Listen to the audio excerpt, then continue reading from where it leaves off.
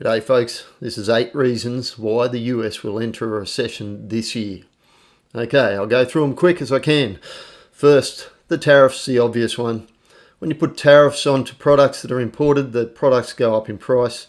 And then if people have to pay more for those, they spend less on other products, and you'll see there's a decrease and a downturn in the actual spending across the board in the US economy. So tariffs are definitely going to slow the US economy a little bit, and we'll see how bad that gets. Now, the second one is loss of immigration and deportation. If you see less people coming into the country and more people leaving, then the population will decrease, even by a small bit. And that's going to reduce the number of people in the economy, and so the size of the economy. Doesn't matter who they are, if they're working and they're buying stuff, they're part of the economy. You shrink the number of people, you shrink the economy. So that's number two, loss of humans. Next one is the federal worker layoffs. Now, when you lay off people who are on good salaries, they immediately stop spending. They're going to have to, because they've got to protect their home. So all of the spending, the discretionary spending done by those federal workers will stop.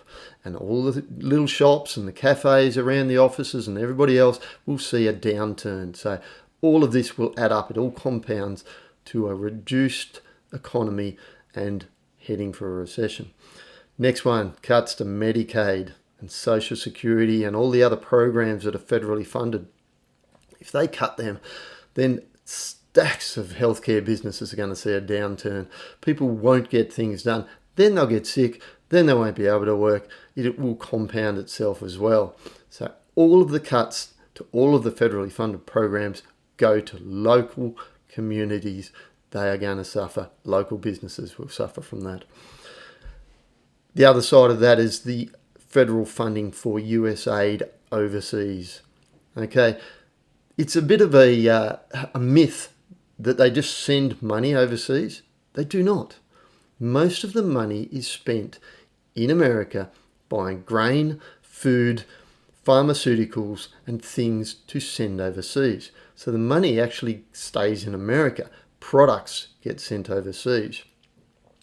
Now, the problem with that, obviously, is when you stop buying those products, US farmers, pharmaceutical companies, they're going to have a downturn. They're not going to get the income from federal funding that they used to get. So immediately this funding has been cut. Farmers are screaming, we're going to suffer from this. Next one, trade shifting away from traditional markets into BRICS. Now, BRICS is a big economic alliance that's growing every day, and Trump's policies are going to push trading partners to BRICS and away from the US, because the US is seen as unreliable at the moment. They're going to go where there's a reliable trade partner. We've been seeing that for years. You know, Brazil has been undercutting American soybeans. It's happening all the time, and there are countries joining BRICS like weekly at the moment. We're seeing more and more, and that alliance is getting bigger and stronger, and they're going to move away from the dollar at some stage, which is really going to hurt America. Now, the loss of tourism.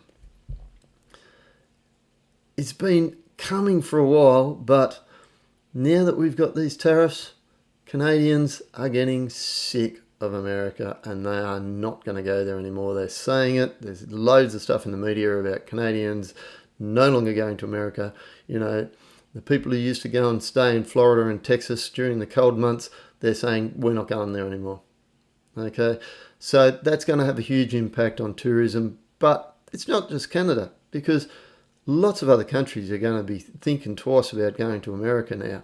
You know, even Australians, with Trump putting tariffs on Australian products for no apparent reason, when we are a great trading partner, always have been, and an ally, and he's suddenly putting tariffs on us, we're all choosing not to go to America either. So the American tourism industry is going to suffer big time out of this.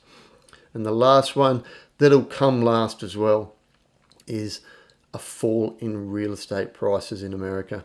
As the economy shrinks, as people have less money, you know, people lose their jobs, they won't be buying properties, they'll be trying to sell properties, real estate prices will drop.